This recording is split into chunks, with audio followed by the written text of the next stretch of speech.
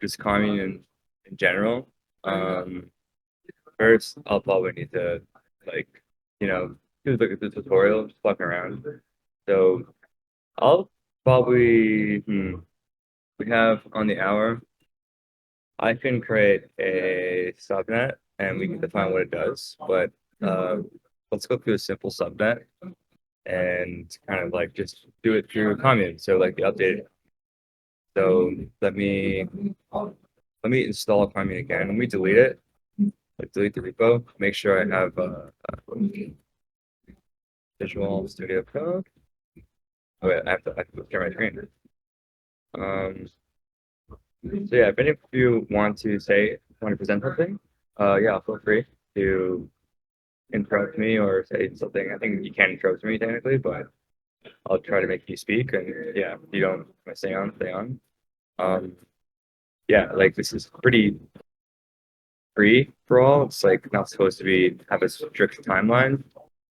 Uh, like maybe we'll have that more like better template in the future. But I kind of want this to just to be like anyone can do anything, show whatever they think is cool, and they'll have like 5 minutes or something.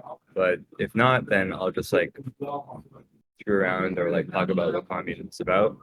Uh, but yeah, here, let me see if I can share my screen if I even can. Too many sarcastic comments. Yeah, it sounds sarcastic, but it's fully genuine. Um, but here, I'm trying to share my actual like screen. What the fuck? Oh, here. It's just different. Cool. Nice. So, hey, let me close all this shit. Look into some alpha. I'll give you an alpha term. Solana. I'm doing a little side project I want to release maybe go public. Okay, I can yeah, I can't delete this. All right, so let's go into here. Now let me save status. Let me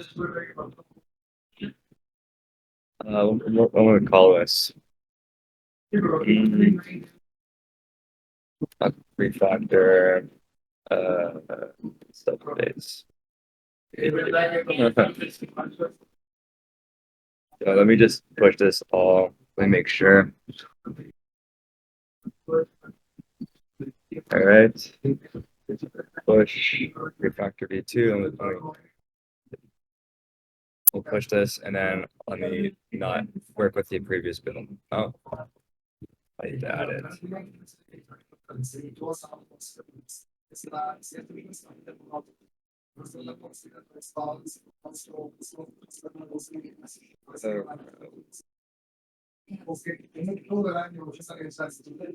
Yeah. But okay, so now I'm gonna check out main. So let me delete this. So go get no. We start from scratch. And then commune, get clone. Just want to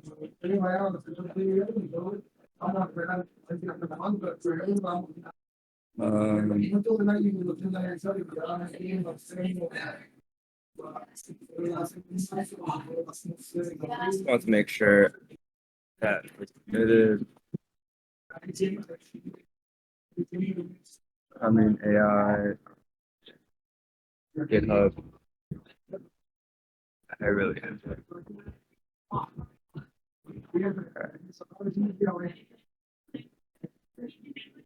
Internet's not slow.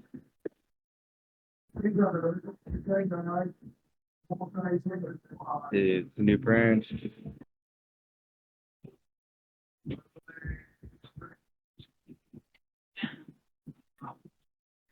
Yeah. Cool. Let's. All right. Sorry, I just have to do a double check. Wow, this internet's really bad. All right, now I have to see what all these objects are doing. I think it's probably, sorry, just seeing you debug. But if anybody wants to do something more, more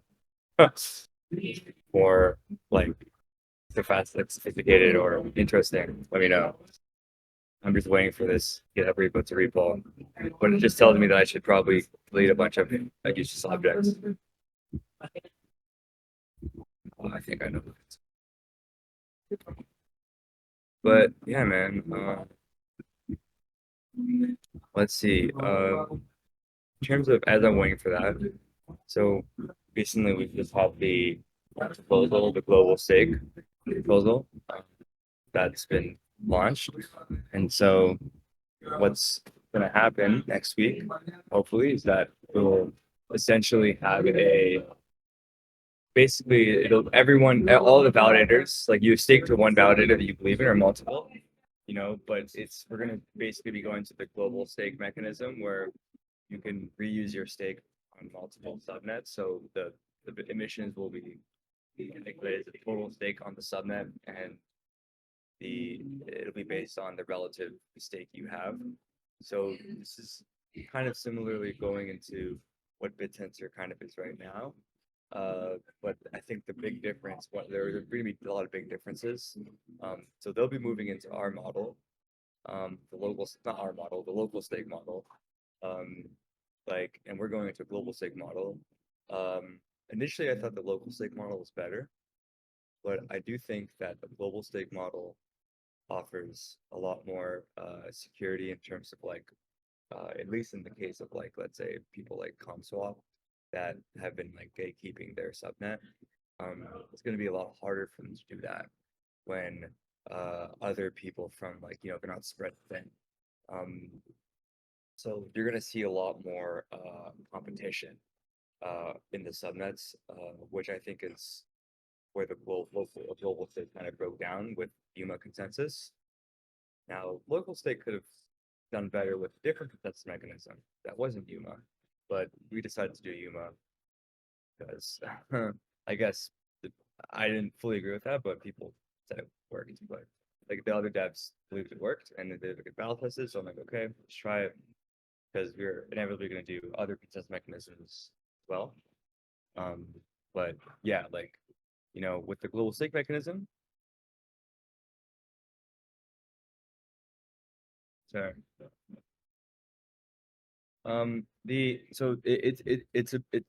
It's a very small change, the implementation. It's still underway, but you're literally making you're changing a few variables, and it's not it'll be done for, I would hope the upgrade will be made by Wednesday, Thursday. Definitely next week. That's Yeah, I'm not exactly sure on the full status. I'm not fully dedicated to that side of commune, but like knowing the way commune is structured, it's very easy for you to migrate between local and global stake. It just requires change. It's not super easy, but just requires changing a few variables and everything around those, like the stake variables. Typically stake to and from those two storage variables, and everything else will fall in place. Yuma on SNet 0. Yuma, no, so we have subnet 0. No, yeah, yeah, so I guess so this new upgrade will be commune will be subnet 0. Well, commune was mostly subnet 0. Um, and so what this upgrade is going to be, if you don't take into consideration subnet 0, it looks all like the tensor. But we're basically commune and BitTensor now. If you haven't noticed that slight nuance, because people think oh, you're migrating this global stake, but yes, for the UMA subnets, but we still have subnet 0, which is still maturing, and I think like as we mature with subnet. Like subnet 0 will be, I think we need a visual interface for that to see the modules that are working. And like I think I'm working on that with ComHub, and the ComX team is also working on that as well using their approach. So we're gonna have two slightly, we're trying to merge all the approaches into one, but we're gonna have like a way for people to see what people are making and socially validate those applications. What am I using for the visualization? So I can show you here. Do you see my screen? Okay.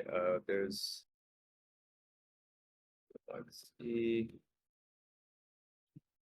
So it's basically something like this.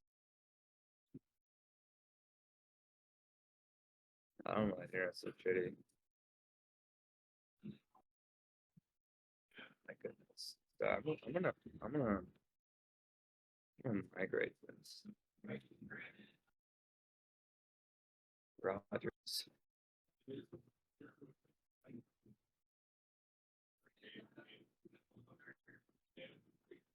Yeah.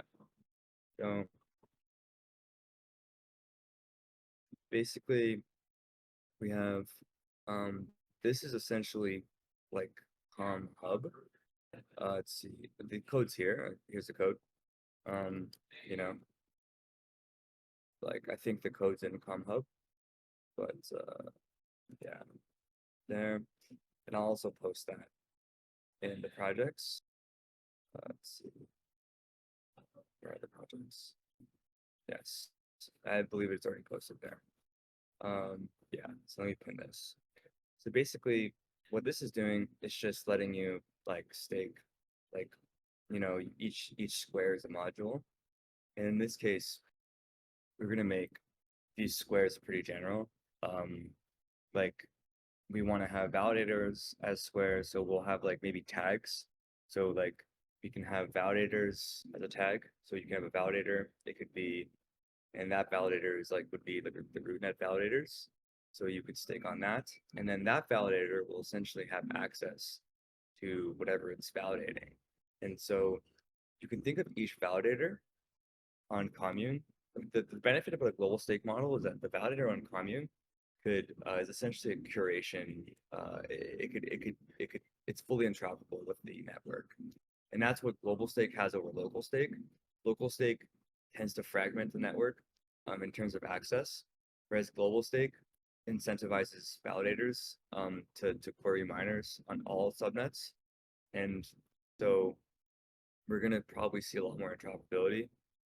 But yeah, like basically what I mean by the mechanism is like having a dashboard like this. Click on click on it, it goes to the actual page. Maybe you can like expand it, it drags out. Um, this should probably be in its alpha next week, the new Com Hub. And then ideally we want people to also add their their new modules. If that makes sense. So why is not working? But yeah. Sorry, let's go back to the thing. But yeah, how do I go? Right here. Are there any plans for a multi-subnet validation? Yeah. Yeah. Um, yeah, that's a good question. Like, it totally is. It's this, I could like, whether we want to do it next week, there's the question. If you want validation, um, it's literally, it's that hard. You're running two classes. Each class is a validator for that stuff, and you need to validate it. And each of those classes have that.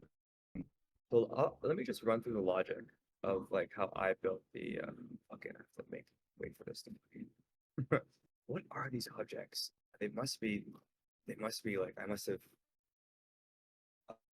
loaded like a Python package or something.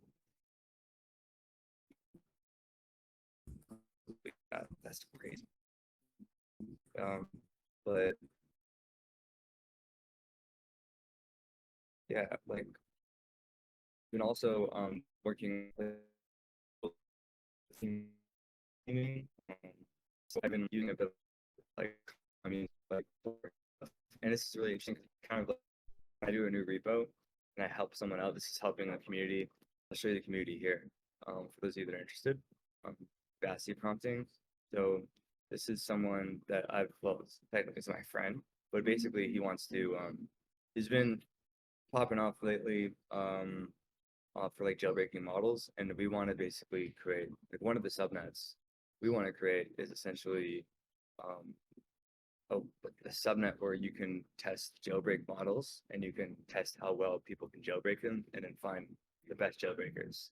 And each model will have different like jailbreak capabilities.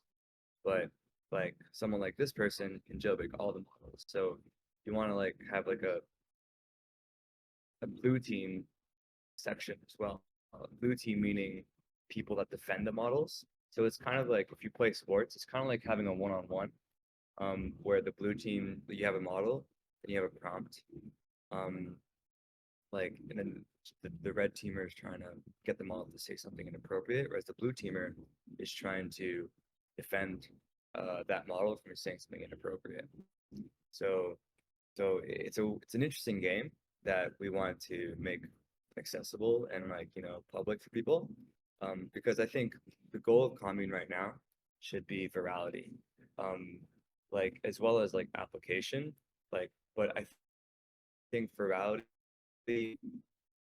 like is needed because well I think application is needed if we were fully in the Web2 company, but virality or a Web3 company, I've come to learn that um, it seems that marketing and virality mean more to people than sometimes even utility. So like me building, I have to be more strategic with like seeing, okay, how do we market this well? How do we incentivize marketing and not just build? Because we want people to be exposed to what we're building. But yeah, like I think this is another initiative that that we're doing that can do that. And so I've been fucking around a bit with this like repo called Bassi. Right now it's closed source, not because of my decision, because of my friend, but I'm basically gonna open source it. Like a lot of this code is just me trying to refactor commune. But if I do like Bassi and then I call them blocks, Bassi blocks. I don't know. Poetry shell and then Bassi blocks. Okay, so we got the blocks here. And then thing I'm doing, I'm gonna integrate in commune and like I can like not even use the actual name, so I can just do Gemini and then oh wait, did I install this? Oh wait, no, I don't think Gemini works. OpenAI. Yeah, so it's like funny because I could just use like OpenAI or like let's say I don't know a name, open router. And eventually I want to use embeddings.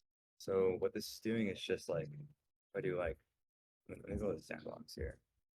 So if I do like Bassi blocks or something, then it'll just show all of the so it's just going to show everything that it's scraped in here basically. Um, like it's everything that's scraped in this folder. So like all the models, it's going to find like it's just going to go through all the Python classes, all the Python files, and then when it hits a Python file, and then says, okay, what are all the objects in that Python file? What can I import? Then you basically convert like let's say this anthrop like this thing, the path of this would be like do Bassi import object would be Bassi dot model dot anthropic dot anthropic.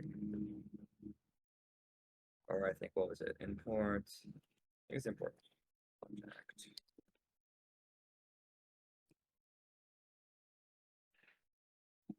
Yeah. No, I didn't include import object, but this is what I can do. Like when I migrate when I'm let's say when I want something for commune, I could just go to like this has uh, it's a little confusing because it's called block here, but I call it modular commune. When that fucking loads, I can even go here. Is module and then I can go to the module's code, the main module. So it's a little structured a little differently, still refactoring it, but basically if I do it, yeah, it's a bit slow.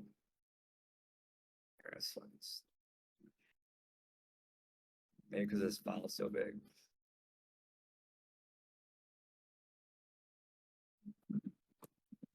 All right. Well, internet is pretty ass right now, but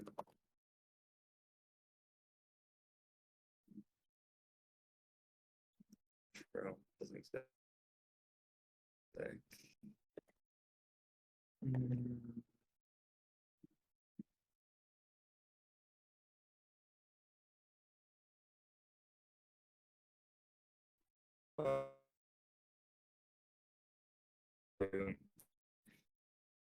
So someone they do this cool thing that we're going to be collaborating with, and they're also in testnet, and they're heavily funded, and they're going to be going to mainnet September. They're basically JavaScript task, decentralized task distribution. So you submit like a task in JavaScript, and then try to work for that. It's pretty cool. I think they're incentivized. Definitely think that because and this it's they're going to push it to liquidity pools in September or whatever, like maybe around that time. So and we're going to be probably running some coin nodes as well for helping us getting an embedding. We want to get like some embeddings as well stored because they store their data in their own IPFS and it's replicated like 15 times. So just want to use it, see how well it does, and yeah, like basically get some free storage there, maybe some free compute. And yeah, I'm talking to the founder here, so you know we're cool. Let's see, but yeah, there's that. What else? What else should we go into? Yeah, anyone want to present something? Raise your hand. Oh, wait. I would frame it differently than pointing out the Jogoku models. I'd frame it. Yeah, I agree. Like this is just a side. This is not like this is just me fucking around and like wanting to distract myself. This is what I do on my for fun. Just refactor, like do help other people's coding, and then like that to me that like ends up giving me insight to improving commune. So that's how I rationalize it. And ideally, everything's open source. I didn't really like that he wants it closed source, but I think he just wants the prompts closed source. So we want to open source that. Like another interesting thing, it's a little thing. If we do this well, this red team versus blue team, repo, Anthropic might sponsor it, maybe. Like, because my friend is working with Anthropic, and he really likes the idea of red v blue, and he sent it to Anthropic, and they really like the idea of red v blue, and they want us to show it to them probably next week or the week after. So, like, that's just on that end, and like, yeah, like I'm trying to help. I'm just trying to help people in different spaces, like help them grow, and then hopefully they appreciate me helping them, and then they can help me grow. That's how I kind of like to think of like the way I help people is like, oh, everyone helps each other. So, but yeah, like there's that.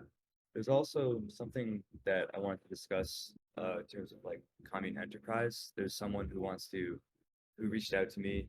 He wants to basically go to large companies and essentially install commune on these like rigs to like basically make deployments a lot faster because we could make deployments really quickly. And although we're like, I wouldn't say we're fully mature like as a SaaS yet, like I would say we have the speed and flexibility of a startup. And we could also crowdsource a lot of our development and connect companies with develop like talents that we would vet without us taking like a single dollar. Like maybe we would take like a certain percentage, but I personally wouldn't want to take that myself. I would put it back into like would probably keep it in a treasury somewhere. That could be then reinvested back in the community. Um, but yeah, like we're thinking of ways of including enterprise clients.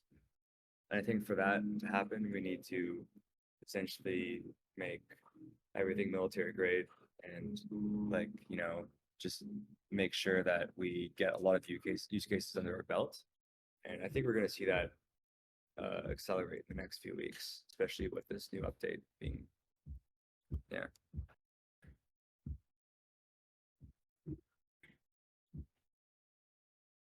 There has to be some serious upgrade to the chain for that. Yeah. So what do you mean by serious upgrade? Yeah. What does that upgrade entail? Like for it to be serious? I, I don't know why I can't let people talk. It's silly. I'll just let you talk.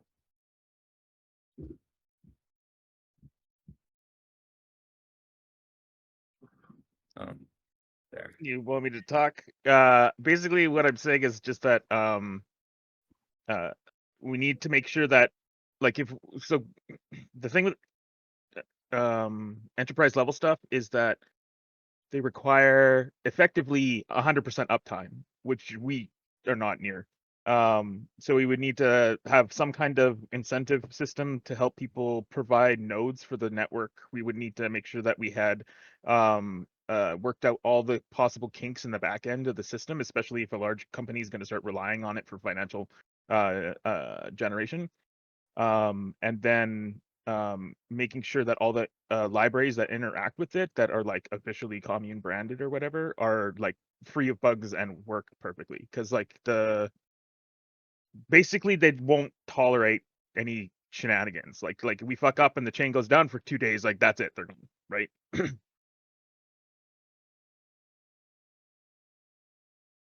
You're muted. Sorry. Yeah, I agree. I definitely think yeah, I think what I meant was the You're like really cutting out. it's it's more for off-chain stuff. Um, like they're gonna have their own like their own network. And so this is more of like an off-chain thing. We can also install their chain if they want. Um, but yeah, I agree that like regardless of whether it's on chain or off chain, it needs to be military grade. Things can't break. I've been focusing a lot on the core stuff with Commune, and commune-x has been done a lot of like the AGI communes has been doing a lot with commune-x. And the interesting thing about this protocol is that like I think it's the first protocol of its time maybe where where the there are two like I guess the primary repo isn't is competing with other repos like which is Yeah, interesting. I think it's a really interesting dynamic that we both have different perspectives. Like I think my perspective is not to sound condescending, but it's really unique. I think in a good way, but also in ways that can confuse people.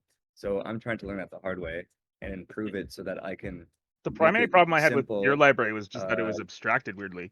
Like I couldn't. It took me a lot to figure out what the hell was going on because you have like a getter function yeah, that takes a string, and once it hits that, like you just don't. It has no IntelliSense. Like there's no way to trace it. Like yeah. Well, there's a way to trace it, but it is very improve that. You need to. I'm trying to make things a bit more Pythonic because essentially the goal is to have a string and then use that string to fetch any object instead of having to like do a relative import. And I think yeah. that's What complicated, but what you but need it to makes do things is so much you simpler. need to annotate it. There's uh like a set of libraries that you can use that will define it for other people so that they know what they're getting back when it accepts a particular Well, string or another. in yeah, like well, yeah, like in this case, like in this specific case, like I'm just trying, like again, this is fuck, too many characters. So I didn't mean to come up here and Um, start like critiquing your fucking code. like like in in this case, I think so. Capacity. All right. So if I do like okay, this Bassi, like definitely reinventing a lot of things, so I can understand how it can be confusing. I think that's something that I'm totally aware of. But I do think that if there's proper education, this is not this is not abstracting too much away from how people already think. But it like makes things a lot more interoperable without a few additional assumptions. Um, like I think the only assumption here is I think, man, it's just like each like you just create like a module and it has to be in a file. And then the way you name the file is like the way you put that file in the folder names it. So the reason why I did that is because it's just Well, because standardized for this the way that you're getting specific thing. It doesn't functions matter is how. fucking up your pathing, probably, right? I imagine that was the first problem you ran into. Yeah, so if I do like, but it's really simple now. It's like basically if I wanted to do like, oh wait, no, I can't remember. Jokes. No. If I wanted to do like, let's say Bassi open or something. No, open. Yeah. Whereas if I wanted to do this in regular Python, let's say I go to the sandbox, right? If I wanted to do, let's say block open would be the equivalent to, all right, let's do the import Bessie and then Bessie dot model dot OpenAI dot open. Yeah, then you have to know the actual like there's so many. There's just you know this just this versus this. Like I think this would have lower entropy, but the issue with this being simpler is that it's also novel and unique to the point where people might not even understand that, and I think that's the problem. I think the fact that these things are not typical things that engineers would do. Um, like if you look at like just like this, this is what engineers would do, like obviously, but what I mean is like something that like what the company's trying to solve, or like what I'm trying to solve with this design pattern, um, is to basically make things more interoperable, but also make it easier for people to share code and not have to like worry about like oh like if I go to a new repo, like I could either uh go through each of the files and like see where everything connects to find a specific like just like finding OpenAI, right? If you go into LangChain, for instance, and you want to just use OpenAI's class, then you would have to go through their file structure and then like okay, like work through their docs and that. Whereas in this case, you don't even have to know what Bassi is. You just gotta do blocks, right? And then see like, okay, these are what the blocks are. And so if I do blocks and it's like 10 or something, then it's like, all right, I know there's these things, right? And now you can narrow it down. Then you can be like, okay, well, what the hell is this? And then I can do Bassi. Do I have this function? I don't know if I have this function. No, I don't think I have that function. Do I? I don't. I don't. Never mind. Um, but yeah, does that make sense? Yeah, that makes sense. I understand. Like I get what you're doing, and I know why you're doing it. I don't know. I've studied the repo a lot more than other people though. I think yeah, I I think that like I get where you're coming from. I think the biggest thing is just annotating, like having getting an LLM or something to write you like comprehensive doc strings that like give examples of how to use the code and stuff. Because like your IntelliSense, like like how you're saying you pull down the library and you have to go through all the code or whatever. Like I don't do that. I just use my IntelliSense and it tells me where the hell things go or what parameters go into what, and I usually can muddle my way through without too much difficulty. It's when it's not annotated that then I have to go through and actually like go like code like page by page and line by line to figure things out.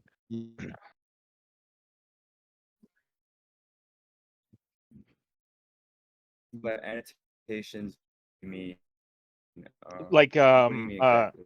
Like so like there's like each file is documented. there's like the basically like what parameters go in and out of a function. So your getter function, for example, right? So say you have like get, I don't know, get OpenAI, just for example, is a function that you have. So, but you have another 20 other functions that go with it. But if you don't label that function that is the getter function that goes and grabs OpenAI, then um, people don't know what the other 20 or 19 functions are. So they don't know what parameters even go into it. Never mind like what it can do. So like having like you can using literals or enums is really good for that, where you just like have an enum value that you can grab, and then you grab it and it opens up and you have all your values inside there. Okay, that's all the different things I can put into there, and then you just plug it in, and then you can like add doc strings to those, and then you can read the notes about them and how it works. It's like makes it a lot easier for like picking up the code and just running. Yeah. So you said essentially like saying that there needs the objects need to be more annotated. Is that what you're saying? Yeah, more or less. Yeah. Okay. Yeah, I agree. So the reason why I'm not focusing on that, yeah, I should be focused on that more maybe, but I think Well, it's one of those things that's really an it's a lot automated easier. way It's a of lot having easier it. to do it as you go, as opposed to trying to do it all Oh at yeah. once at the end, because you're just making a giant fucking nightmare for yourself to do later. Yeah, definitely for the core stuff. Um, I think for sure. I think one of my weaknesses is um heavily relying on my own mental models to build things and not requiring like I don't write anything down, for instance, in real life. I'm Like really guilty of I that haven't too, written man. a single thing. Sorry?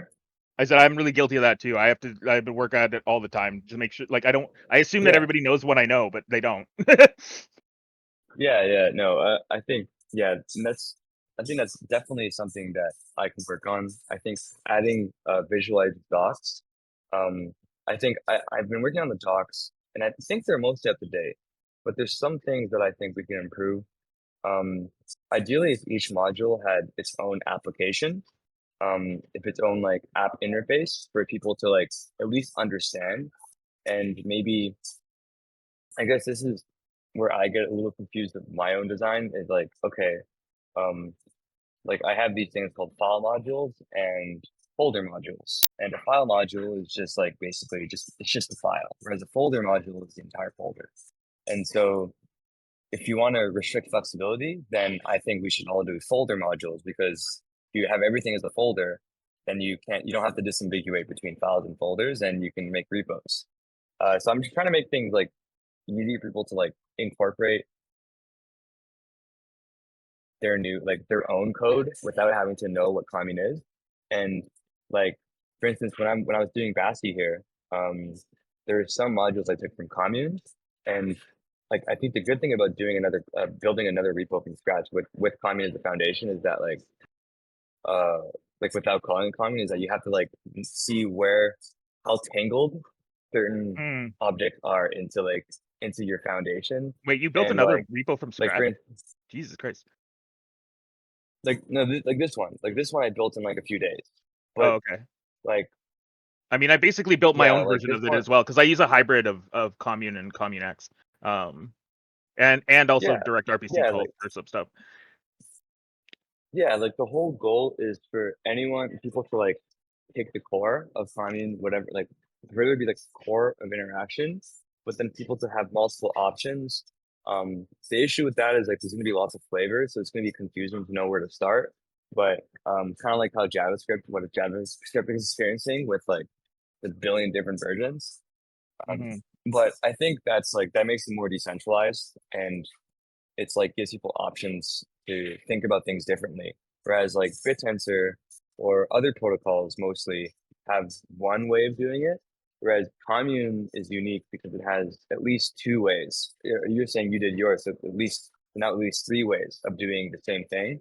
And so as a new user, it might be a little cumbersome, like to see which way is the best way. But like I think over time, like all those options of using commune will be like there's it's just like there's a good chance that at least one will suit your style, and you'll adapt to that, and maybe even should make your own. But I kind of want it to be like that. I never wanted commune to just be a giant mono repo.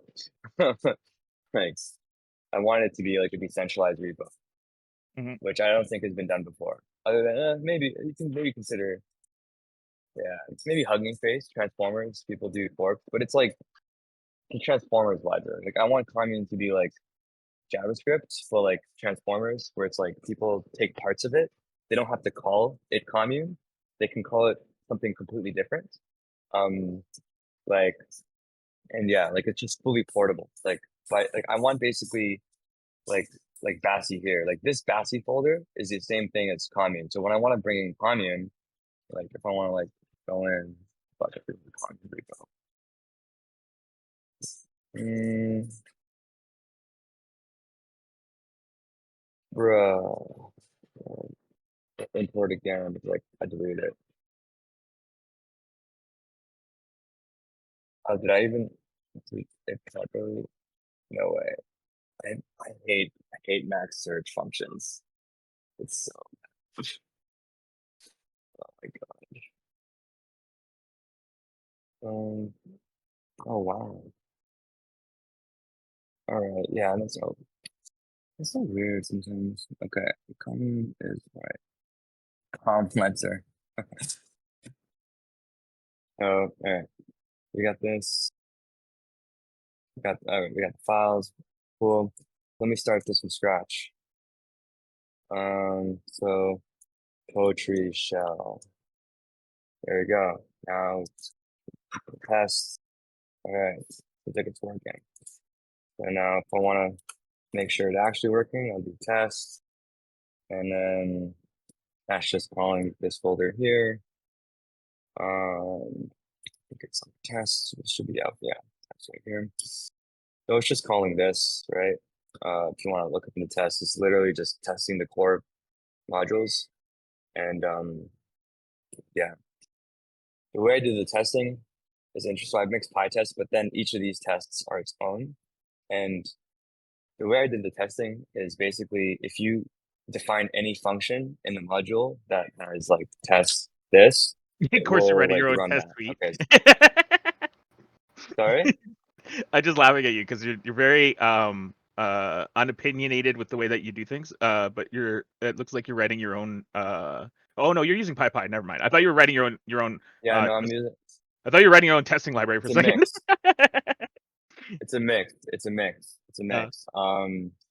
Like because I didn't I want the test to be kind of like integral, but unfortunately, like let's say if you have like server, you'll have like I think you probably test here. No, I don't. You have you have own test modules for the server. So like this thing is literally like a test. Like these are just tests. Like this module is literally just for testing the server. So if I want to do server test, basically what this does, so test is an inherited function from the module class. And if you want to see it, it's right here. It's basically what it's doing. It looks complicated, but you know, it's basically going through each of these test functions. And then these test functions are it's just all the functions in your class that start with test underscore. And then in the parallel case, I'm doing each test on a thread. In the non-parallel case, you just run them sequentially. And like yeah, like this is just like an inner functions. Yeah, yeah. It's basically what's happening. So it's a mix of my custom testing mechanism, but when I'm using PyTest, I just have to literally just like do this, and then like if I want to add a new module to test as a core, like these are core modules. So like we do like testing core modules. Because that's what I really care about. Like I don't care about anything else. Like well, unless it's like, you know, important. But like if you want to add something to test, then you can add it here, or you can create a new mod. Like, you know, if I want to, I don't know, do OpenAI or something or a new module, you know, AGI. Let's do test AGI and then let's just create new module AGI. And then AGI is okay, we got there. Now it's called test. Let's do add.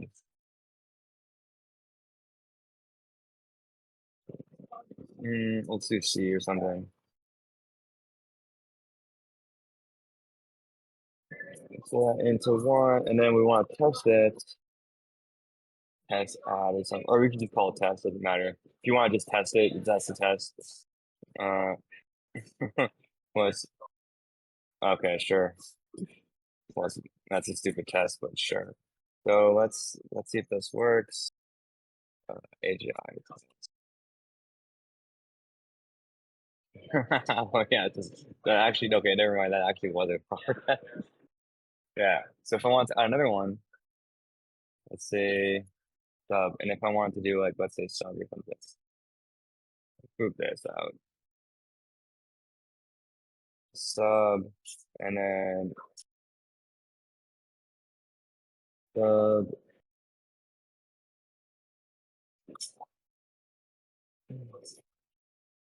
Yeah. So look, so both of these pass now. Nice. So yeah, so basically now when I want to add this to the test, I just do test AGI, and then let me just highlight. Let me my test. Yeah, there we go. We just tested this, and if this fails, then let's just do. Yeah, it doesn't. That makes sense. Mhm. So yeah, basically, if I want to add a test, I just add these test underscores, or I could even do like test that and then include them both in it. But it gets cluttered if you have large tests. But it kind of keeps things contained, and then you can like when you import. Oh wait, did I still? Or wait. Oh, it's missing self. Why You're is it? returning and you have unaccessible code. Oh yes, you're right. Yeah, no, that's yeah, that's because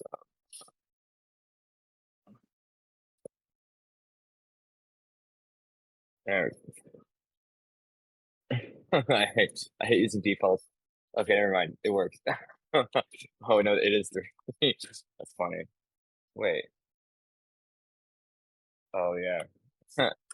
They're gonna hate me if I did it. There we go. That worked. Yeah, this is a stupid way I tested, but I didn't do it this way. I would even like I even had like weird like things I've done where it's called the module no let's see. I think I have it in here. Yeah.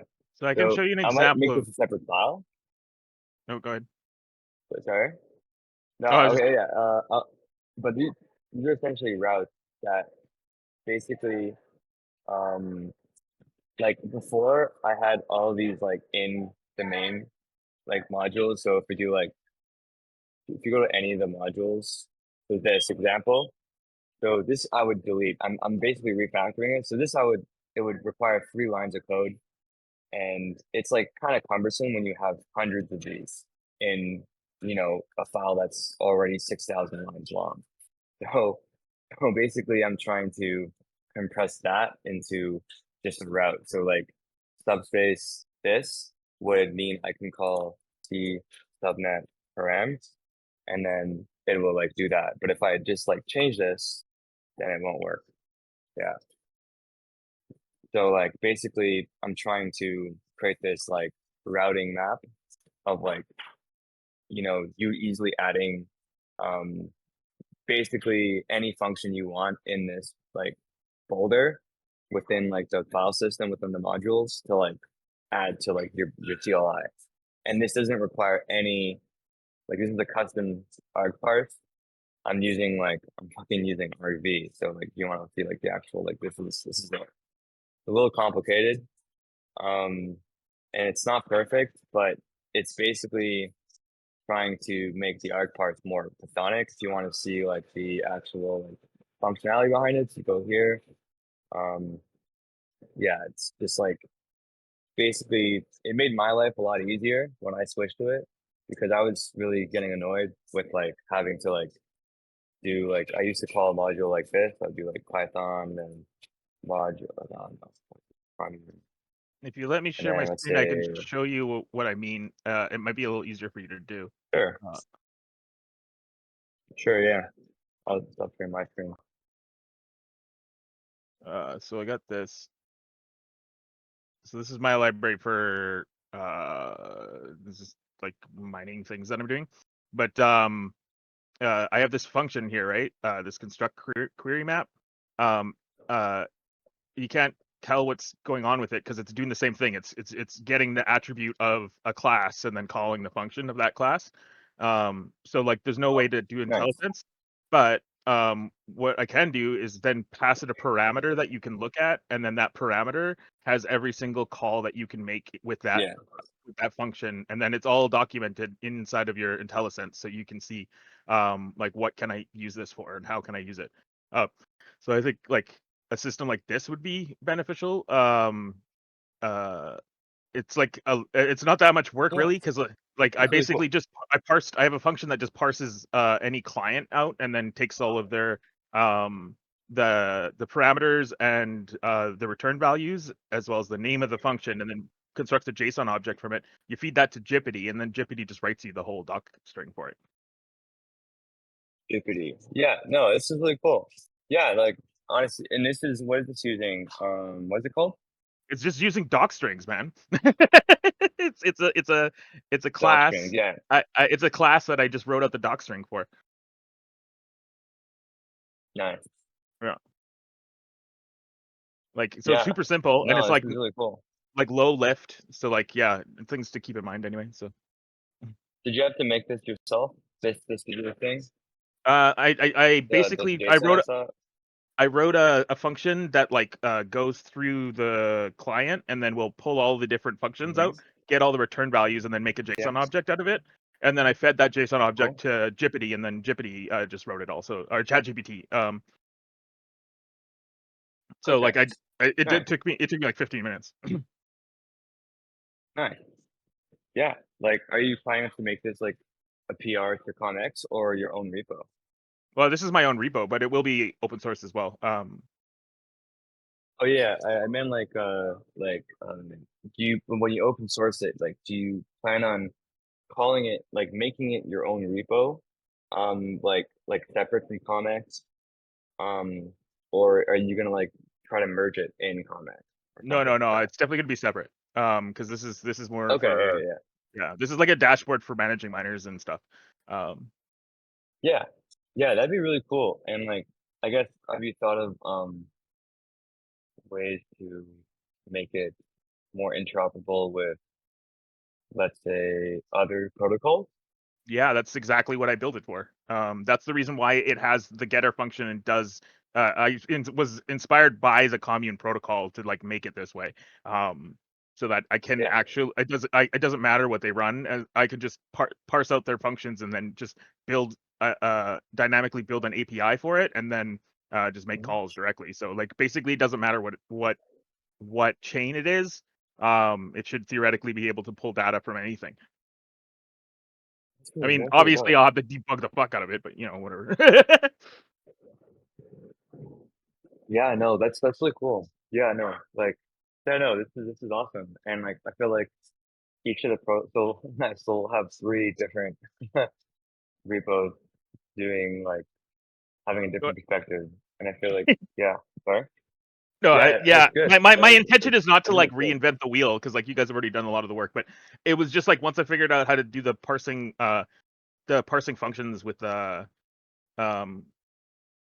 that was just like I'm like oh well then I may as well just do whatever I want like because like it's irrelevant now like I can just like Yeah, that's the any point. client I can just pass the file into this thing and it just parses it into the correct shape. And I probably could get an agent that would actually write it out automatically onto my code, but I haven't connected those dots yet. But it is theoretically possible.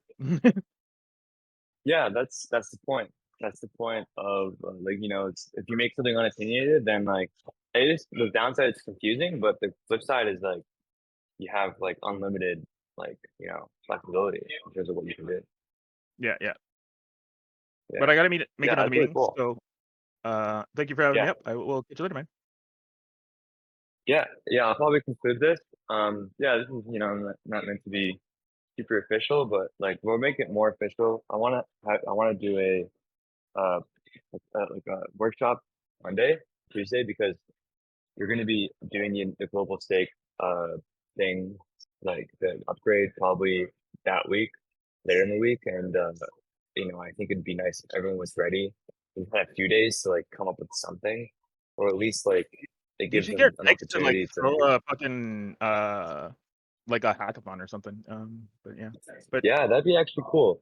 I Yeah, gotta bounce. we could So do. Yeah, catch you later. that's pretty dope. Yeah, yeah, I'm down. I'm down to have the extra hackathon. Yeah, you want to say anything? Yeah, or we can just continue it for now. And I don't know how to. But yeah, if you don't, that's cool. No pressure. Um, What? but yeah, I was saying if you want to like a hackathon test net, like I have like 10 million tokens on the test net, and I can like I'll give you like you know a few million to fuck around with, and then you can like we can both give it to people who want to just trade some stuff. Um, or like have like a faucet or something. But we have a faucet too. But basically, I think like having like next week we could start with like doing kind of like a decentralized hackathon where it's like people that will like every day I'll do like a new subnet like that I can think of, or I'll just copy a subnet. Like either I'll like do a new subnet myself, or I will like find an existing subnet on BitTensor and I'll just like spend like 10 minutes to copy that. In fact, it'll be easier for me to make a new one than to copy it, which is interesting. But um, but I think doing that once a day or once every 2 days, uh, at least I like me, I could just build like 7 subnets a week. And if that's just me, I'm sure anyone else, like with everyone else, like we can probably add a lot.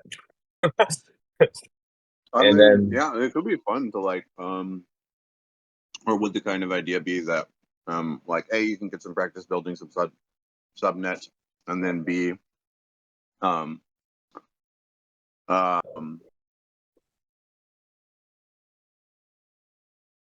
sorry, one sec.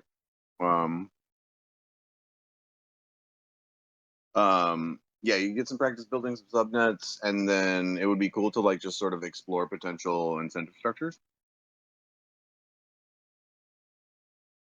yeah, yeah, I Yeah, agree, man. it sounds The cool. issue with the incentive structures is that right now we're all forced to use UMO, at least for all the other subnets. I think in the next few weeks, we're gonna have another update. At least I want to make a proposal. Uh, and the community is all like commune-ai is also trying to, or AGI communes is to have modular consensus where each subnet can make its own consensus mechanism. And I think in order to have that, at least right now, the best way to do it is to have the subnet zero, sorry, the DAO, essentially be able to blacklist and whitelist subnets, similar to how we're doing that with modules. The downside is that you might get a subnet that's blacklisted maliciously, if like if all of the members collude. Um, that's the main downside. I think that's not as likely because if the DAO is malicious, they will have a higher likelihood of being voted out and replaced. And and and so it comes to the question: does the community malicious? And if the community is malicious, then you know you need to figure out new consensus protocols. But I'm assuming the community is not malicious, and if they are, they'll probably dilute themselves out until you reach an equilibrium. People in the community that actually care or threshold. yeah, I don't know. I don't know what you think about that. I mean, yeah, I mean that would be an interesting, like kind of like on it would be interesting, definitely, because like there would be uh like in terms of building like a push pull incentive structure, but for Yuma, um, or I believe Yo Mama does something similar, but like uh and in as far as my understanding goes, Substrate does would be able to facilitate like any number of other weird consensus mechanisms if Yeah. one were so inclined. So it could be fun to just sort of, I don't know, run around and explore such a thing. Yeah. Yeah, my bandwidth is kind of low at the moment because I have that other contract going, but I would like, it sounds interesting to me. It's definitely something I want to like try and assist in the making happening of. But yeah, it sounds cool. Oh yeah, no, yeah, no. I wasn't asking if you like wanted to spearhead. Just that, but not. I don't know. If it's pretty loose, like people contribute to whatever they Mhm. want to. Because I feel like future protocols, like some protocols, kind of like base people to be like full time. But I feel like I want commune to be like a lot of part time people, and then some full time if they want to. But like most of it is just like part time, and it's like people are kind of moving around with other protocols and stuff. And like, I think that gives ultimate flexibility. And yeah, it's like compared to other protocols I would be at, and it'd be like they kind of expected you to be only for them. And if you worked for another protocol, then they would not like that. um, and like, I don't know, man. I think that's pretty antiquated thinking with AI around the corner, or AJ around the corner, because it's just not going to matter. Like you want to be as inclusive as possible, and having like me like being in like I'm also like working helping friends and others like whatever. I'm not sure if they're Mhm. consider themselves as protocols, but everything. Yeah, it's like good to just yeah do whatever whatever you can commit, right?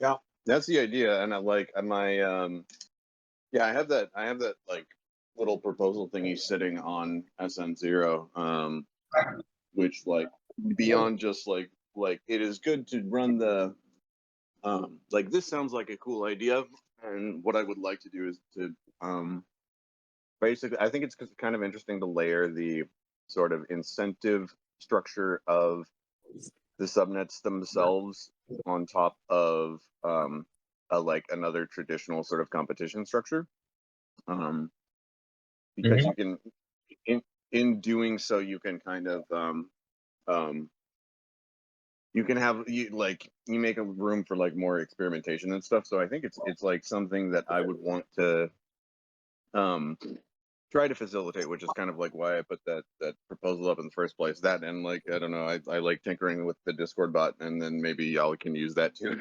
but Yeah. but I- I would think the yeah, like I having some sort of yeah, I don't know, like it would be cool to sort of have a sort of like basis to sort of spin these up for um any or like it would be cool to have a pipeline where I can like, oh, here's a cool idea of an event and just like kick it off and make it happen, and like have a a couple people in place in case like somebody's busy or somebody's sick or whatever. Um, but yeah. yeah, Yeah. so that's basically my thought. But yeah, whenever you want to do that test net thing, you can hit me up and we can just see what we can make happen with the time that we have, right? Yeah. Yeah. Yeah. What's your contract about? Is it like open source related? Like, is it like I'm curious if there's like alignment like with like whatever you're doing. Unless it's like if it's proprietary, then I guess that's not. But is it like an open source? Are you like community engaging? Like, yeah, if you don't mind me asking, like, Yeah. Well, yeah. So the I'm currently doing a contract to do some community building for a project called Sonaric, which is technically So it's technically not a blockchain product. It just happens to support other blockchain products, basically. So the idea is like, so right, like if if I'm starting a blockchain like Commune, I need to run like nodes. I need to have some software on a bunch of machines that decides how we reach consensus. And then every blockchain needs one of those, or needs to have that deployed on some number of computers in order for the blockchain to like blockchain at things. What Sonaric is basically like a host node, and Yeah. so right now I think we support like 8 to 10 networks, Oh, and so like I can like right now in terms of capabilities, I can like click on like Celestia light node and it just spins the whole thing up for me, and then I can click on like Avail archive node and it spins the whole thing up for me, and it'll yeah. like tear them down, spin them up, flip through them, and then what they're planning to add down the road is something that like detects incoming requests and like adaptively changes the containers, and like sort of Yeah. attempts to maximize the potential like rewards or emissions or whatever based on the containers it has available and the hardware you've told it has, and stuff like that. So it's nice because the idea, unfortunately, that host node itself is proprietary, but Yeah. thankfully the idea is to support all of these other open source nodes. Like I may or may not be trying to convince them to open source the node itself, but in the meantime the idea is like we want to what they want to do is get involved supporting as many communities as possible, and I happen to like be in a bunch of communities, so we thought it would be a good fit if basically what I tried to do was like help them kind of get their community off the ground too. Yeah. But thankfully, what this means that if I want to do some work for another protocol, I can just have them start supporting that node, and then I have a good excuse to go do work on them. Yeah. But yeah, that's sort of that contract basically. No, that's cool, man. No, like, yeah, honestly, like, yeah, if you think there's an overlap, then yeah, man, like, honestly, I think, yeah, like, whatever, like, I don't care if people show whatever they're building or whatever they're doing. Like, like, I want this to be like really anti whatever I've been in before. Most communities I've been in, like only some of them, like the really, really cool ones are like, oh yeah, show what you want. Like, yeah, but like the most of them are like, especially the blockchain ones, are like, don't show any other project, bro. Like, I'm like, bro, Yeah, that's not I've the never bought vibe. into that myself. It's like if you're intentionally building an echo chamber, then something is wrong, right? Like, Yeah, man. although I am one of those guys who's like I don't want to talk about price action. Like I just don't care. Like we've been around long enough to know that like basically like all of this is either 0 or 1,000,000 at the same time at any given moment. So it's just like not really worth Well, making a big deal about. But yeah, yeah, it's like, yeah. well, yeah, like it could always go to 0, right? And then in that case, at least the way I think of it is like I have a pretty long-term vision, so I kind of see where things are going as long as like I'm continuing to build every day, and even if I don't build, other people are building too, and like I try not to let price distract me because I've just like seen how these things work, how people like in the background they'll save money, wait for the dip, and then they'll all pile in, and then that's when it rips. And then the magical thing about crypto is it's a if you're building a true cryptocurrency, then I feel like there's a very good chance you're gonna last a long time as opposed to building like a marketing campaign and like raising funds and That's the then idea, hiring right? others. Is if you're Yeah, if you're creating value, then that has to get represented somewhere. And if you have something that is built to represent that value, like it might go up and down, yes, because unfortunately the way that humans do that, we also have those things attached to speculative markets that flow with like human meat emotions. But like the value has to end up somewhere. So unless like all of the potential value and everyone that could create it has been sufficiently extracted from anything related to the token, then like you're fine. Just wait, right? Like keep building. Like that's how we get Yeah. through winter. Is the idea? Yeah, no, it's like I guess my perspective is like a lot of the price action for commune I think has to do with our lack of marketing, I think, which is funny because that's like an opposite problem of a lot of crypto companies, is that they spend a lot on marketing and we are so focused on building. At least I'm focused on building. I'm doing everything else that everyone else is. That we probably should spend more on marketing. Like I'm a pretty good marketer, I think, if I can show like when I start building, like I need to get into a rhythm where I can build one thing a day and then advertise that in a very chaotic way. And I think some investors might not like that, or some I said investors, some members may not like that, and investors might not like that. Members actually might like that. Like if you're a true member, you might like my psychotic post or whatever, my so like the post. But like if you're like an investor, that might come or if you treat this as an investor, and if you don't really care about the protocol for what it stands for, then you'll probably not you'll be a bit scared of like, oh wow, this guy's a little crazy. Um, maybe it's not a safe investment, right? Which is fine, but it's also kind of like There's investors. I'm all about that. They, I've gotten a couple yeah, of pushbacks when they're like, "Oh, what are investors are gonna read this?" And I'm like, "Let them." yeah, That's it's the way. just like Because like just I like know if man, somebody's gonna like get out because like you're doing something that's like too, I don't know, like the if I am an investor in a project, like I'm not the product person for the project. So like if I'm gonna like if my thought is like, oh, I think the way that they are making product decisions is bad, then like I don't know, like that's your uh one's job as an investor is not necessarily to evaluate those product decisions, and you may not have all the information. So like to me, it's like, oh, if the investors see this and get scared, it's like, okay, like that's okay, like that is part of their uh like hmm, in terms of the game theory things they are supposed to do, that is something that's supposed to happen for them, so they should be taking that into account and then acting accordingly as a rational actor in the game.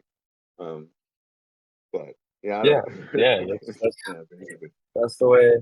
No, it's like I don't know. I think a lot of investors like to. I think it's just like when you're in the crypto market, you basically have to think about how short term people are in terms of like the way they think, and then you have to like if you want to think long term, you're gonna have to like always detect when people are being really greedy and when people are being overly fearful, and the people that typically lose, I think, from what I've seen, um, is just people that are really short term, like short term thinkers. They typically lose, and those unfortunately are retail investors mostly. Retail investors might put in like $1,000, $2,000 of something they could either use for rent, but maybe they want it to 100x, and they're probably the most prone to losing and making a lot of money as well. But like um, at least VCs know that they're going to lose most of their money. But we're at, but statistically, 10% is going to recoup everything plus some. Um, and like unless you like bet it all on like red, like it's very hard to lose lots of money. Unless like it's stolen from you or like you bet it all. Like it's just very hard. Like you can diversify it, and then it's very likely that something is going to cover everything else. And I feel like retail investors don't have that same leverage, and so they get into smaller cap coins that they might not understand. Like this one person yesterday asked me about Phantom. Like, oh, what do you think about Phantom? I bought it. She says, I don't know what it. I'm like, Jesus Christ, why'd you buy something that you didn't even know anything about? But like I don't know. It's just like people do it out of FOMO. stuff, but it's just like you have to. I never like I'm never like I want to build, and I'm honestly building, and I'm not like manipulating the market whatsoever. Like I'm just trying to like I'm the way I treat commune, the price of commune. Whenever I have commune, I treat it like if I'm like a holder, I'm like okay, like if I'm probably gonna hold it now and wait. Like I don't need to sell it right now. Um, like I was also thinking of an interesting idea where you can lock every month you lock your tokens, you get a multiplier, like a 10% multiplier on that. I'm gonna probably make that proposal early next week. Whereas each 10 months you multiply it by 10%, and the max you can probably do is 2 years, and then you can always renew it. You can always max it out. Like if I every month, like if I lock my token for 2 years, and if it's like a year later, I can relock it back to 2 years, just to maintain the multiplier. So that will basically let a lot of large holders, or sorry, smaller holders that are more committed, will give them up to like 4x the multiple like of their stake if they, let's say, lock it for 2 years. And so what that's going to do is it's going to create a frenzy of like people locking, and you're going to have a good amount of the chain, I think 20 to 50% locked for at least a year. And those that don't are just going to eat it. Like in terms of like they're not going to get that multiplier. So I'm thinking of that. Yeah, I don't know. We can talk about that later. Like you know, the community has to approve it, but I think we're in a good state from now on. Like once this global stake goes, I really do think ComSwap was being very parasitic and was abusing their privileges as being a liquidity outlet. Like, but I think that reign is over. Starting today or something yesterday when that was approved, and they seem pissed. So that's good. That's a little slight, like you know, whenever I do something and then if only they are pissed, I'm like, okay, that's a good sign. Um, it sounds like I'm targeting them, and I am technically, but I'm Well, I'm yeah, I mean, targeting it like them. I don't know. it's Yeah, game theory correct for them to do, like in terms of how the incentives were aligned at that time, like that's what they should have been doing, right? Like I don't necessarily, I'm not gonna or like my yeah, assumption is that everyone who is playing the game is going to use the rules that make them win more in whatever way the rules say that they should, and that's how the rules were set up. That hey, if I make a site and I don't tell that there and I do some various things, then I make lots more money. And other people happen to like yeah, make less money, but the thing I care about is making more money. So I'm going to make all the decisions that make me make more money. Like that's is what I would expect that actor to do in that situation. So then, thankfully, since we have the protocol that can make the governance changes and the stake changes and weights and stuff like that, we can notice that as a community and then make some decisions to change the incentives such that the rules don't tell people to do that anymore. So like I don't yeah. necessarily fault the ComSwap guys for doing that. They were just doing what they were, what the rules told them to do. But Okay. I'm glad, I'm happy to see that we have made some adjustments such that like it is not incentivized to do that kind of thing anymore. Which Yeah. is Well, part of kind of the well, okay. Yeah. I understand that. But what if I did that? How Well, do you think the community exactly. would feel if I did that? Yeah. So that is kind of why like and I think you've mentioned it a couple of times where like the ideal situation is that we have something that's fully decentralized and we don't really have anyone that can uh, uh, could potentially make decisions like that. But I don't think that your incentives are set up to do that because I think that your incentives are aligned with the long-term health of the project. So if somebody is not like those rules capitalize on personal gain, but they the rule set that those people are playing on is I am going to max out on capitalizing on current gain and expect to exit before the game is over. So since Mm, in if what your and like I don't think that your plan is to do that. As far as I am aware from what you and I have talked about, it is Yeah. like it's long game. It's an infinite game effectively. So the idea is not to get as much as possible now. It's to create as much as possible of the things that are the goal of the game. Mm, Yeah, which no, yeah. So I like you agree. could do that, but your incentives don't tell you to do that right now, I think. But ideally, Yeah, we should make it so that the rules of the game make it so it is impossible for you to do that, which would be which I think is like kind of the idea with the DAO. Like it takes a while, and most decentralized projects like have some amount of centralization at the beginning, and the idea is to like transition over time to a completely or sufficiently decentralized model over time. Like that's just how it works. yeah, and we're actually pretty good at that, except for the fact that we're a proof of authority chain. But I think if we were proof of stake, we would be fully decentralized, and I think that will probably happen by the end of the year. Once we mature, I think. Because right now we've basically, in terms of our governance structure, we're very decentralized. Now, there are points of centralization where we have to enact them, and yeah, it's like there's still centralization points, and we are, I think, still centralized from other people's point of view. But in terms of like just like the fact that anyone can make a proposal, and like given that it's a lot of stake too, but like anyone can do a proposal if it's legit, then it will probably be proposed. And like if the community likes it and supports it, it can be literally done in a week. Like the chain can literally mint 1 trillion tokens if people thought that that was the best case. Now, the reason why that's not, dude, so this is a weird thing. It's like that could be concerning to some, but that's not concerning to me because if the chain, that'd be the equivalent of the chain shooting itself and like basically being like, yeah, let's just like dissolve all of our value and say we have 1 trillion tokens now. And so there's not an incentive. Like the chain has this self-preserving kind of like essence of like kind of like how a nation has that same self-preserving essence of like having a military and needing to like protect itself. The chain ideally should have that as well. And I do think it's in that state where it has awareness collectively to like kind of like weed out bad actors.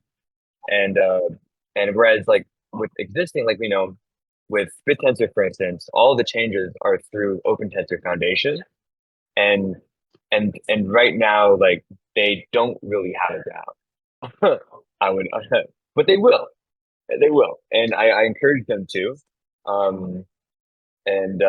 But I don't think given the fact that the reason why Commune exists is literally because like BitTensor did not want to incorporate the ideas that I was presenting. And so like, if my whole thing is like, if Commune can let other people chime in and make proposals and change things, it's going to be actually open and actually decentralized. There's no closed doors. There still are closed doors, unfortunately. I would have to say that, like, I'm still talking to people, like, computer providers and, people that want to do OTC deals that contact me. They technically have closed doors. I'm not doing that all in the open, but it's the best we can do for like the company. Like, it's just like we don't have any full-time people on hire because I personally, the reason why I do that, like, we pay people, but it's just like, I just don't think having a team, having a web, like the OpenTensor Foundation, for instance, it's a cabal, right? It's just like you have this, you feel like it's like it's like a corporation. It's like OpenAI, right? It's like they're a bit paradoxical in the way they're structured. Well, yeah, and And I think yeah, it's hard to it is much easier to govern something with a like largely centralized body, and for a portion of time it's necessary. And I think they're doing good work over at BitTensor to try and move away from that sort of like, okay, OpenTensor Foundation kind of like runs this thing for the most part. But it's all uh, um, I think like both approaches are valid where you can either start out with a plan because like essentially from my understanding, like what BitTensor started with was like, hey, we have this consensus model, and what it does is produce valuable commodities, and they built their structure around that, and then they were like, well, now we need to think about how to make sure that it's sufficiently decentralized. Whereas like the iteration of commune is like, oh, okay, like I am aware of this ability to produce valuable commodities, but I don't think it's sufficiently decentralized. So I'm going to build from the ground up to have a clear path towards sufficient decentralization. And like Yes. I don't think either of those approaches are like necessarily better than one or the other, because they end up in the same place, where you kind of have this. And it's funny I that don't you know, mentioned man. where the kill switch concept is like, I think it's actually important to have one of those for anything that is like a net value creation kind of public good kind of thing. There's an article I love about hyperstructures that I'll drop off sometime, because I love to link it everywhere.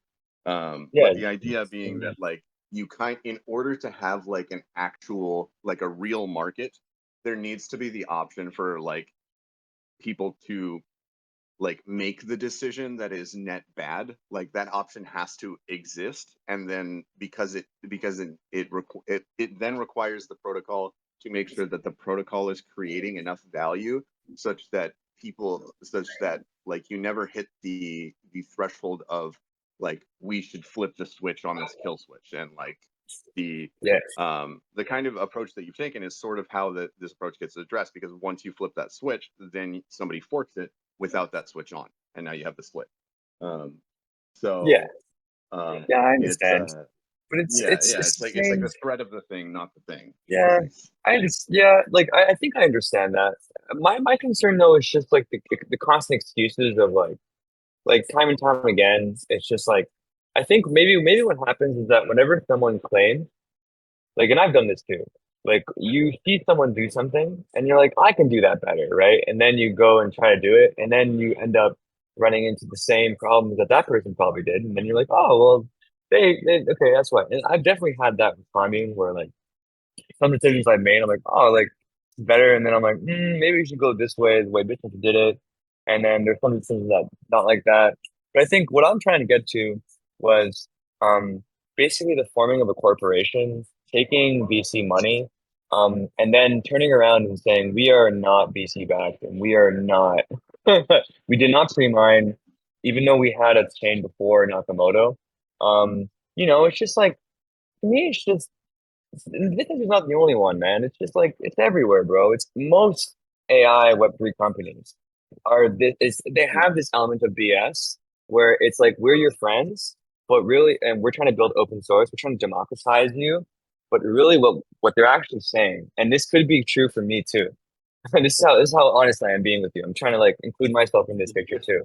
Um, what they're actually trying to do is build these open source tools that then platform lock you into using their ecosystem to grow their network so that they can then further get hype, whether that's through VC funding, a cryptocurrency, volume, whatever, right? It benefits them.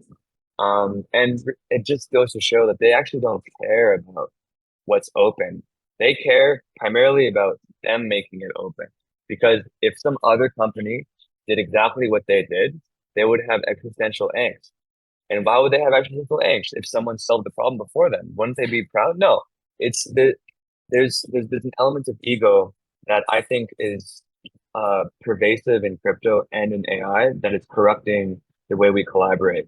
And AI will probably dismantle that in 20 years because it will just like humble us all.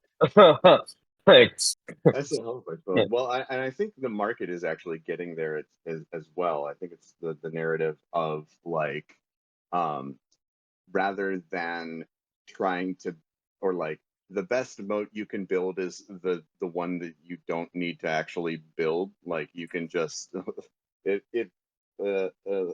the kind of there's a lot of like pressure for defensibility, but like if the thing that you want at the end of the day is primarily like this problem solved in the best way, like I would sorry. love like like you can be market correct in a position where like Optimism did the same thing, where it was like we built this, you know, we built Plasma from the ground up, and then we open sourced it, and it felt really bad the first 3 times that somebody forked it and copied it exactly. But then, you know, now the OP stack is the industry standard, and we've stayed open source and kind of like true to our values, kind of thing. Which is like, I think those kind of incentive structures exist, and that like some of them, you know, some of them work really well in decentralized environments. And yeah, so my hope is that like more that permutation ends up being like pushed forward market in like in terms of like the total complex adaptive system of markets in general. Like I hope that's the one that's winning, and I think it's gaining traction, at least where it's like, hey, like end of the day, let's just all try to solve the problem, and then that way the problem is solved to the best it possibly could, like of all of the people who care about it. And I think I like one of the ways to solve that problem is to solve it and also platform lock people. So, but hopefully that's not the market ideal solution. So somebody else does like something very similar and then goes in and makes it not platform locky. Yeah, nothing against like platform lock, because people need to make money. I'm trying not to be too against privatization, because I think privatization is actually a good thing for individuality. Like if you want to build something, like you don't have to make it open source. Like, you know, I think that would actually feel like totalitarianism on like open source. Like, you know, oh, you Sure, have to yeah. make this open. Like imagine if you create something that you want to live, you're an indie programmer, and like you want to build something, and it's like if you open source it, you don't make as much money, and like you need that money to like, man, okay, for rent. And so like there's an incentive not to open source a certain element of it. And I guess the good interesting thing about blockchains, though, I think blockchains are really conducive to open source, because blockchains are they don't need to make a profit, in that they behave similar to the US dollar or any currency, where it's based on narrative. And it should be, ideally there should be profit that improves narrative. But if you build open source projects to maintain narrative, and if they contribute to society, well, for one, you're going to obviously make profit too, because you're going to have a lot of consulting gigs. But like you're also like, you can literally just fund off that. You can literally have the hype of your protocol be that you're contributing to the space. And that just Yeah. continues to give people the ability, like, you know, the belief in like the long-term success of your protocol, and wanting to be a part of it by investing in it, or buying the token. And then with that, obviously, I guess when you have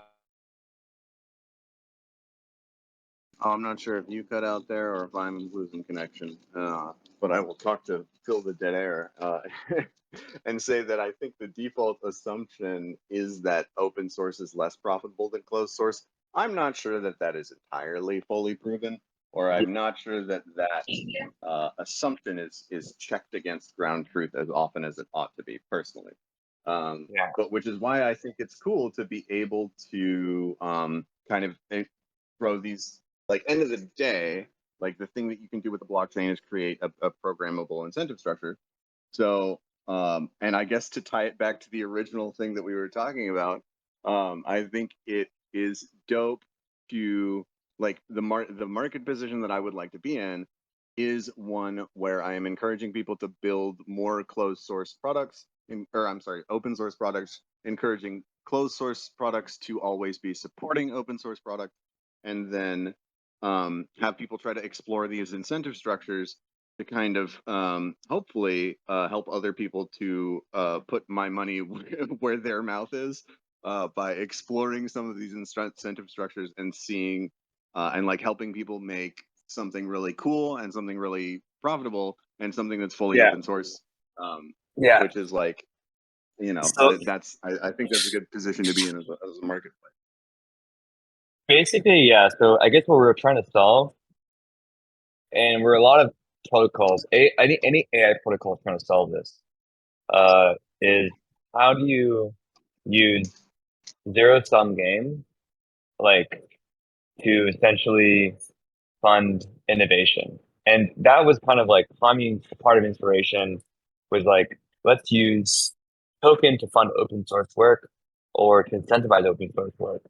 And so you use inflation for that, but as inflation decays to zero, it's going to become less and less appealing for people to want to do that. So you need to create zero-sum games, which is what BitTense is doing with DTAO.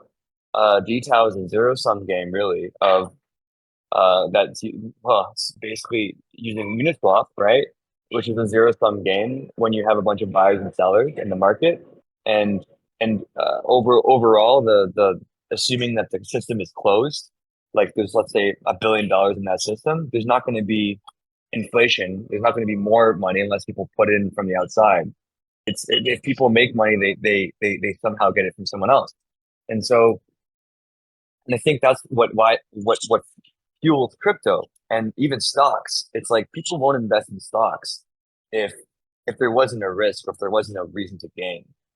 There's always this like euphoria of like getting something and then it 1,000x. And like the unfortunate thing about that is it can also 0x.